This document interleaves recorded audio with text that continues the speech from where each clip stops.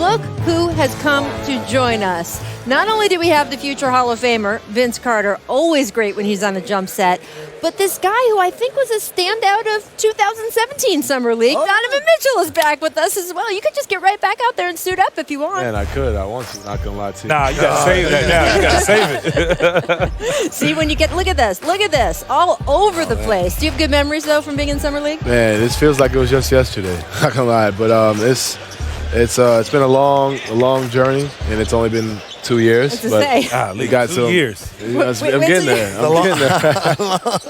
Yeah, by the way, I remember that Summer League talking to Donovan right here in the tunnel, and he's saying, "Can you believe I'm a first-round pick?" I said, "Buddy, what are you talking about, man?" One of the most humble players we got in the league. Amazing, amazing. Now, you don't know what it's like to be through as many years as this man has, but now because he's a vet, he can take the withering spotlight of my journalism. Are you ready? Uh-oh. Vince, tell us the latest with your own free agency. What is going on? I'm still free. As of now, I understand the pecking order of it all for me, and the big guys, the big dogs go first, and then, to finish the piece of that puzzle, that's when the phone rings. But you got to keep it by you just in case. That's right. He's got two phones on the set today, yeah, just in case. But I'll wait my turn. I know at some point I'll have a job. I know in the past you've looked for specific types of situations to be a part of. I know Atlanta was a situation like that. Do you still have that same mindset? Do you have a specific kind of situation you want to be in? I still want to play. I still want to contribute. I know I'm not going to play 20, 25 minutes. I understand that, but I still could contribute. I still know how to play the game. I still love and prepare as a young guy. But it's just all about timing and opportunity, and I know it'll come. Well, anybody who is on the court with you, and I'm sure Donovan can preach, he can still play, right? Yes, he can. He can. He can still windmill, too, so there's that. Every now and then. I do want to turn our attention, Donovan, though, back to your squad, because, man, the Jazz have earned raves for the trades, for the free agent deals the front office has pulled off in the last month.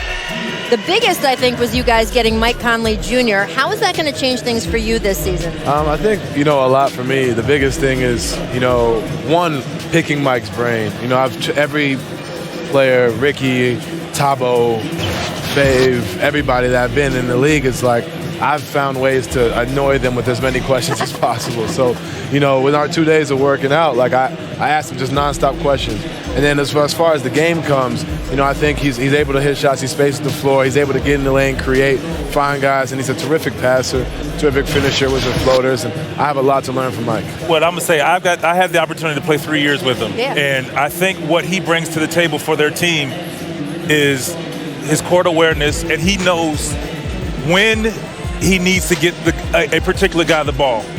Time and scores, situational. Obviously, he can knock down a shot, so it's going to open the floor up for yourself and other guys to kind of flourish and have even better seasons, careers for that matter, because of what he brings to the table. And he's a humble guy and just a great teammate. One of my favorite things is watching that clip of them working out together, seeing Donovan go offhand floater. Because that's what Mike Conley is probably most known for in the league. Yeah. His right-handed floater is so good, you think he's right-handed. Right. But his ability to finish with either hand and then go off either leg, right? Left hand, left leg, right hand, right leg, all that kind of all-rhythm stuff. For a guy as explosive and athletic as you are, if you start to add that part of the game, then you become a real problem. Because now it's not just your physicality, it's a skill level there. We have different tools to use in different situations. Because obviously we all scout each other during the game. So we try to take away something. Right. And I think, with a guy like Mike Conley, you look at him, shoots left-handed. Well, guess what? When you say, hey, you don't want him to shoot the right-hand floor. Things like that. So when you have different tools in your bag, you're a tougher player. And it's funny, listening to you say, I'm going to pick his brain. That's not just talk with you. I talk to vets around the league, whether it's guys on your team or whether it's Dwayne Wade or Chris Paul. We've had Vince conversations Carter, right? his first you years. You keep going to guys and saying, I want to learn. Your coaches say that you're the one first in the film session saying, I want to learn, tell me more.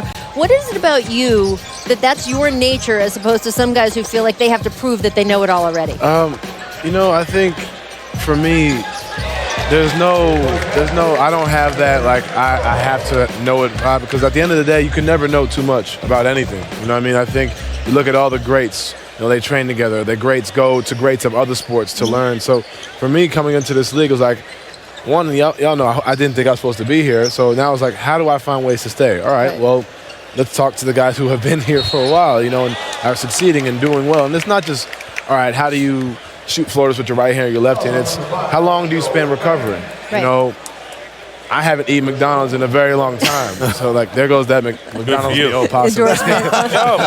But no, hey. I think like But that, it's knowing that stuff, like that right? type of stuff is huge, and it goes a long way. And that's really what I focus my mind on. What's something that in these conversations that you found out that I never thought about it like that?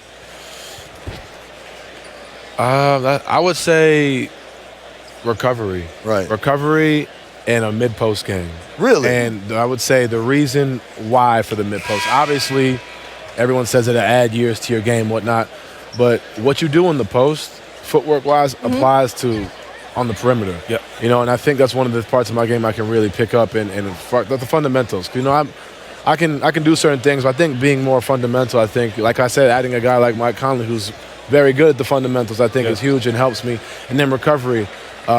I take pride in that. You know, I take pride in being the last guy, like having to be kicked out of the facility because I'm there for so long. I take pride in that because at the end of the day, one, I live alone, so Right. like I can just stay at the facility. No reason to go home. Do we need to do a personal ad for you or something? No, Is that a plea for help? Like, I'm always in the gym finding ways to get better. Like, and a guy I looked to was Thabo Cephalosha. I asked him a lot, like, man, like, what do you do? He's always in there stretching, doing things, getting there 2 hours before practice, finding ways.